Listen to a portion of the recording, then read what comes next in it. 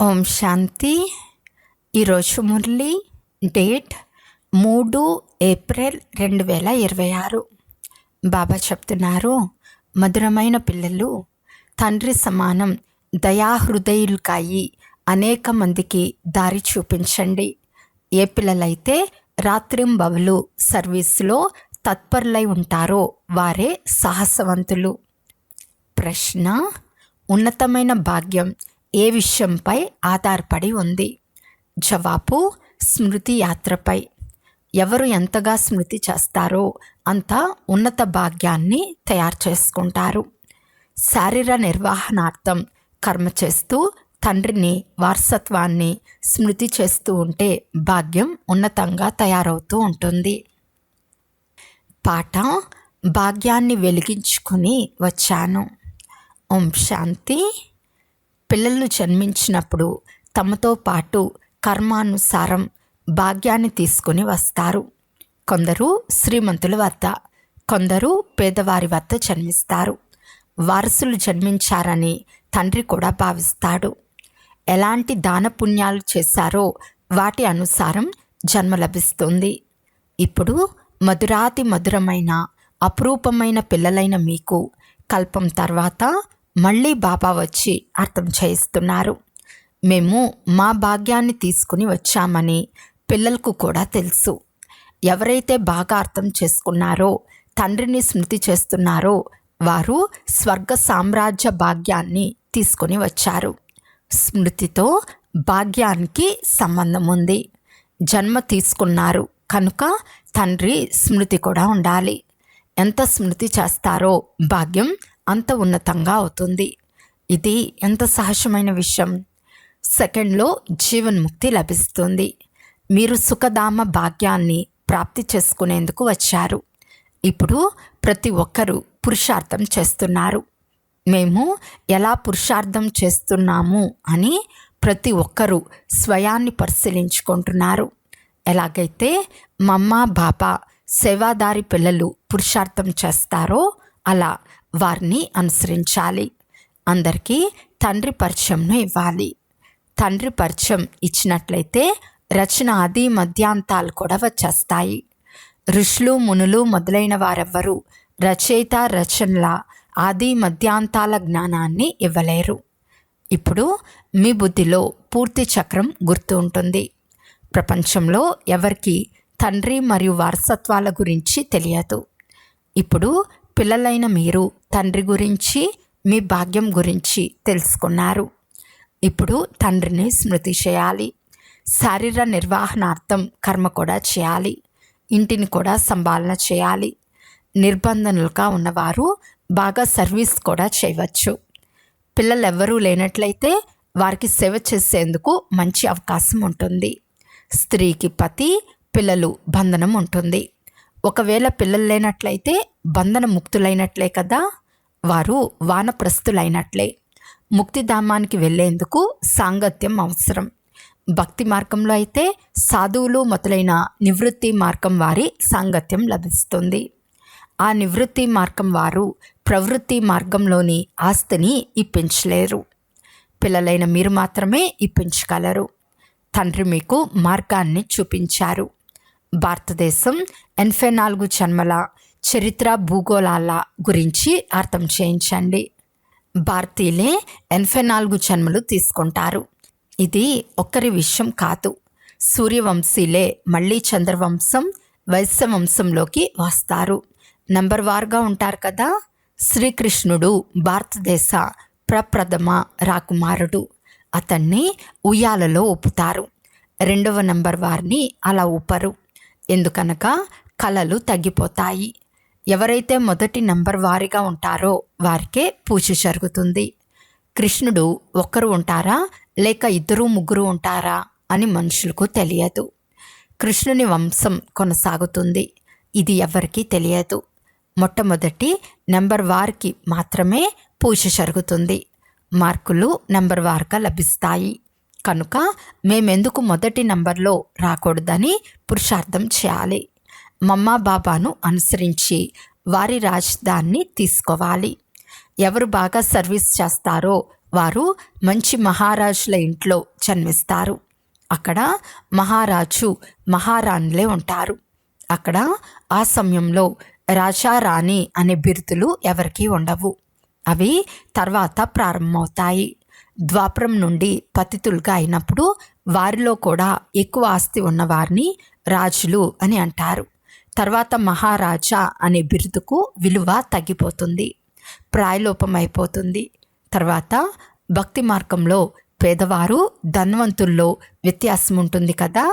ఇప్పుడు పిల్లలైన మీరే శివబాబాను స్మృతి చేసి వారి నుండి వారసత్వం తీసుకుంటున్నారు. మిగిలిన సత్సంగాలలో మనుషులు కథలు వినిపిస్తారు. మనుషులకు భక్తిని నేర్పిస్తారు. వారు జ్ఞానాన్ని సద్గతిని కలిగించలేరు. వేదశాస్త్రాలు మొదలైనవన్నీ భక్తి మార్గంలోనివి. సద్గతి జ్ఞానం ద్వారానే కలుగుతుంది. పునర్జన్మలను కూడా అంగీకరిస్తారు. మధ్యలో ఎవరు తిరిగి వెళ్ళలేరు. చివరిలోనే తండ్రి వచ్చి అందరినీ తీసుకెళ్తారు. ఇంతమంది ఆత్మలు ఎక్కడ వెళ్ళి ఉంటారు? అన్ని ధర్మాల వారి విభాగాలు వేరువేరుగా ఉంటాయి. ఇది కూడా అర్థం చేయించాలి.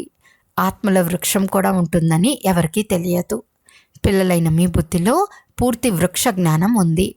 ఆత్మల వృక్షం కూడా ఉంది, జీవాత్మల వృక్షం కూడా ఉంది. ఈ పాత శరీరాన్ని వదిలి ఇంటికి వెళ్తున్నాము అని పిల్లలైన మీకు తెలుసు.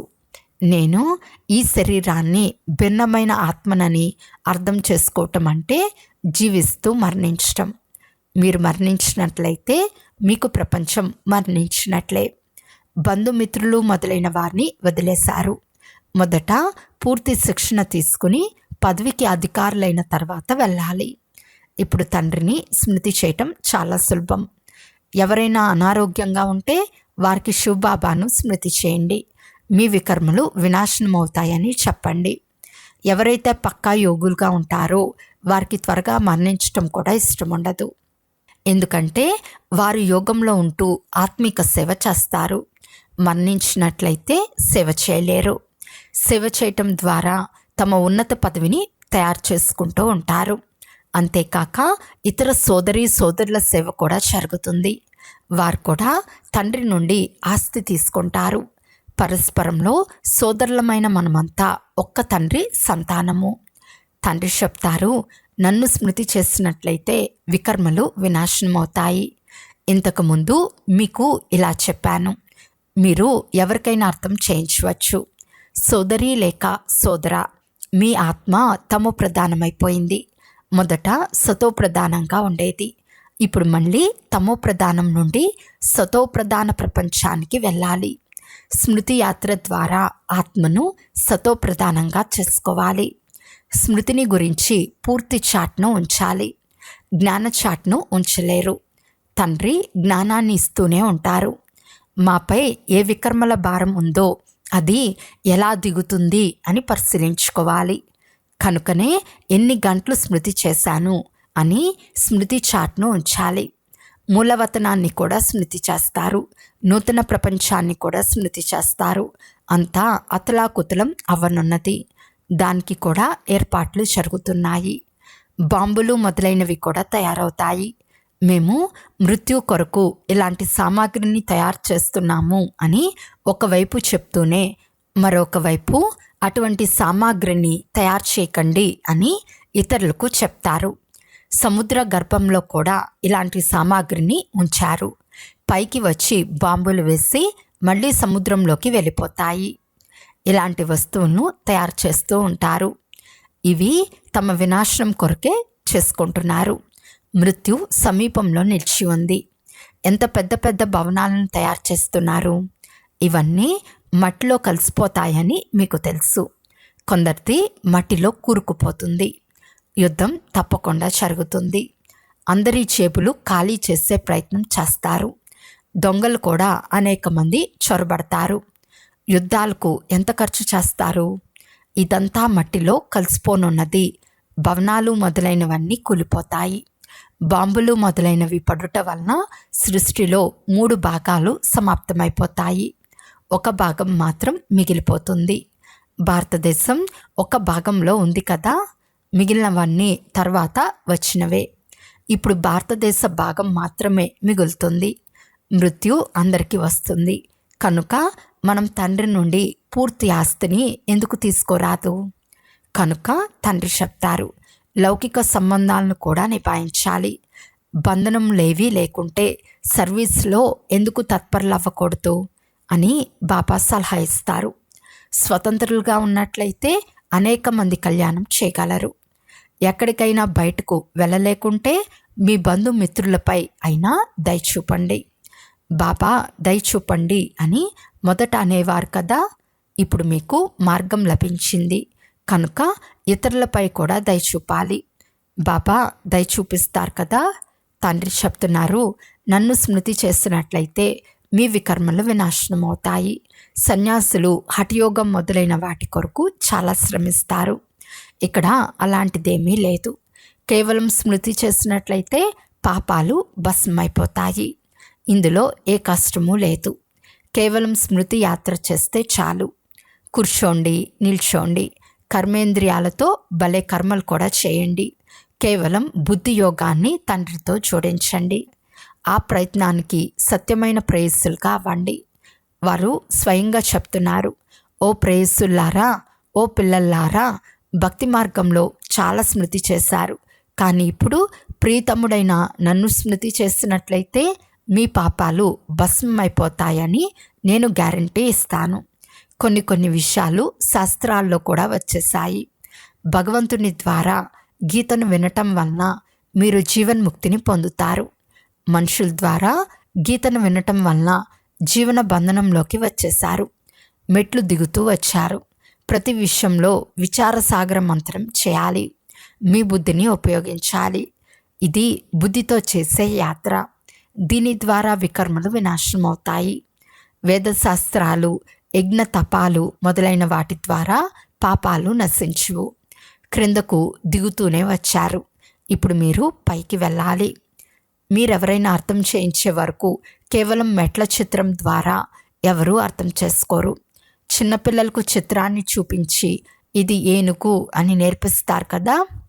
వారు ఏనుగును చూసినప్పుడు చిత్రం కూడా జ్ఞాపకం వస్తుంది. అలా మీ బుద్ధిలోకి వచ్చేసింది. చిత్రంలో వస్తువులు సదా చిన్నవిగానే చూపించబడతాయి. వైకుంఠం పెద్దదిగా ఉంటుందని మీకు తెలుసు కదా. అక్కడ పెద్ద రాజధాని ఉంటుంది. అక్కడ వజ్ర వైడూర్యాల భవనాలు ఉంటాయి. తర్వాత అవి మళ్ళీ ప్రాయలోపమైపోతాయి. అన్ని వస్తువులు అదృశ్యమైపోతాయి. లేకుంటే భారతదేశం ఇంత పేద దేశంగా ఎలా అయింది? ధనిక దేశం నుండి పేదదిగా, పేద నుండి ధనిక దేశంగా అవ్వాలి. ఇది తయారైన డ్రామా. అందుకే మెట్ల చిత్రం చూపించి అర్థం చేయించబడుతుంది. కొత్త వారు వచ్చినప్పుడు వారికి అర్థం చేయించటం వలన అభ్యాసం అయిపోతుంది. నోరు తెరుచుకుంటుంది. పిల్లలను సర్వీస్కు యోగ్యులుగా తయారు చేయటం జరుగుతుంది. కొన్ని సేవా కేంద్రాలలో చాలామంది పిల్లలు అశాంతిని వ్యాపింపచేస్తూ ఉంటారు. బుద్ధియోగం బయట భ్రమించటం వలన నష్టం కలుగచేస్తారు. వాయుమండలాన్ని పాడు చేస్తారు. నెంబర్ వారుగా ఉన్నారు కదా. అప్పుడు తండ్రి, మీరు చదవలేదు కనుక మీ పరిస్థితిని చూడండి అని అంటారు. రోజుకు ఎక్కువ సాక్షాత్కారాలు జరుగుతూ ఉంటాయి. పాపం చేసేవారికి శిక్షలు కూడా లభిస్తూ ఉంటాయి. మేము అకారణంగా పాపం చేశామని ఆ తర్వాత అంటారు. తండ్రికి వినిపించి ప్రాయశ్చిత్తం చేసుకోవటం ద్వారా కొంత తగ్గవచ్చు. లేకుంటే వృద్ధి చెందుతూ ఉంటుంది. అలా జరుగుతూ ఉంటుంది. స్వయంలో కూడా అనుభవం చేస్తారు. కానీ ఏం చేయాలి? ఈ అలవాటు తొలగటం లేదు. దీనికన్నా ఇంటికి వెళ్తే బాగుంటుందని అంటారు. కొందరు బాగా సర్వీస్ చేస్తారు. కొందరు డిస్సర్వీస్ కూడా చేస్తారు. మా సైన్యంలో ఎవరెవరు ధైర్యవంతుల్లో అని తండ్రి పేర్లను కూడా తెలియచేస్తారు. అంతేగాని యుద్ధం మొదలైన విషయాలేవి ఇక్కడ లేవు. అవి అనంతమైన విషయాలు. మంచి పిల్లలైతే తండ్రి తప్పకుండా మహిమ కూడా చేస్తారు. పిల్లలు చాలా దయాహృదయులుగా, కళ్యాణకారులుగా అవ్వాలి. అందులకు చేయూతగా అవ్వాలి. బాబాను స్మృతి చేసినట్లయితే వికర్మలు వినాశనమవుతాయని అందరికీ మార్గాన్ని తెలియచేయాలి. పాపాత్మ పుణ్యాత్మ అని అంటారు కదా. ఆంతరికంలో పరమాత్మ ఉండరు, లేక ఆత్మ పరమాత్మగా అవ్వదు. ఇదంతా తప్పు. పరమాత్మకు పాపం అంటదు.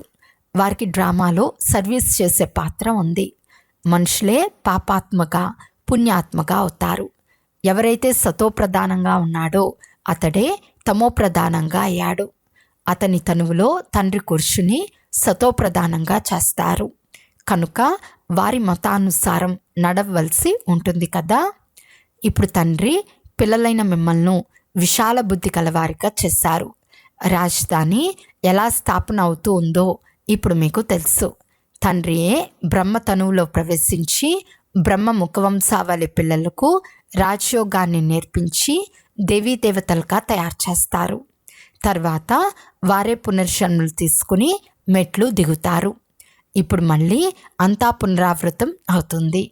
తండ్రి మళ్ళీ బ్రహ్మ ద్వారా స్థాపన చేస్తున్నారు. యోగ బలం ద్వారా మీరు 5 వికారాలపై విషయం పొంది జగజ్జీతులుగా అవుతారు. అంతేకాని యుద్ధం మొదలైన వాటి మాటే లేదు. అచ్చా, మధురాతి మధురమైన అపురూపమైన పిల్లలకు మాతాపిత బాప్దాదాల ప్రియ స్మృతులు మరియు గుడ్ మార్నింగ్. ఆత్మిక పిల్లలకు ఆత్మిక తండ్రి నమస్తే. ఆత్మిక తండ్రికి ఆత్మిక పిల్లల యొక్క ప్రియ స్మృతులు మరియు నమస్తే నమస్తే నమస్తే. ధారణ కొరకు ముఖ్య సారము. ఫస్ట్ పాయింట్, బంధన్ ముక్తులుగా అయ్యి తండ్రి సర్వీస్లో తత్పరులవ్వాలి. అప్పుడే వారికి శ్రేష్ఠ భాగ్యం తయారవుతుంది. దయాహృదయులై అనేక మందికి మార్గాన్ని చూపించాలి. అందులకు చేయూతగా అవ్వాలి. సెకండ్ పాయింట్, ఈ శరీరంపై మమకారం తొలగించుకొని మరచివలుగా అవ్వాలి. ఎందుకంటే ఇప్పుడు తిరిగి ఇంటికి వెళ్ళాలి. అనారోగ్యంలో కూడా ఒక్క తండ్రి స్మృతి ఉన్నట్లయితే వికర్మలు వినాశనం అయిపోతాయి. ఈరోజు వరదానము. కళ్యాణ భావన ద్వారా ప్రతి ఆత్మ యొక్క సంస్కారాలను పరివర్తన చేసే నిశ్చయ బుద్ధి భవ. ఎలాగైతే తండ్రిపై 100% నిశ్చయ బుద్ధి ఉందో, ఎవరు ఎంతగా కదిలించేందుకు ప్రయత్నించినా కదలరో, అలా దైవీ పరివారం లేక సంసారీ ఆత్మల ద్వారా ఎవరు ఎటువంటి పరీక్ష తీసుకున్నా, క్రోధీలుగా అయి ఎదిరించినా లేక అవమానించినా తిట్టినా అందులో కూడా చలించరు. ఇందులో కేవలం ప్రతి ఆత్మ పట్ల కళ్యాణ భావన ఉండాలి. ఈ భావన వారి సంస్కారాలను పరివర్తన చేసేస్తుంది. ఇందులో కేవలం భయపడరాదు. సమయానుసారం తప్పకుండా ఫలం వెలువడుతుంది. ఇది డ్రామాలో నిశ్చయమై ఉంది. స్లోగన్: పవిత్రత యొక్క శక్తి ద్వారా సంకల్పాలను శుద్ధంగా జ్ఞానస్వరూపంగా తయారు చేసుకుని బలహీనతలను సమాప్తం చేయండి. అవ్యక్త సూచన: మహాన్గా అయ్యేందుకు మధురత మరియు నమ్రత యొక్క గుణాన్ని ధారణ చేయండి. వాచిలో సదా సత్యత మరియు మధురత ఉంటే వాచి యొక్క మార్పులు జమ అవుతూ ఉంటాయి. మధురత అనే గుణం జీవితంలో ఉంటే ప్రతి మాట ముత్యం సమానంగా ఉంటుంది. మాట్లాడటం లేదు, ముత్యాల వర్షం కురుస్తూ ఉందని అనిపిస్తుంది. వినేవారు మేము కూడా ఇలా మాట్లాడాలి అని అనుకుంటారు. విన్నవారందరికీ నేర్చుకోవాలని, ఫాలో చేయాలని ప్రేరణ లభిస్తుంది.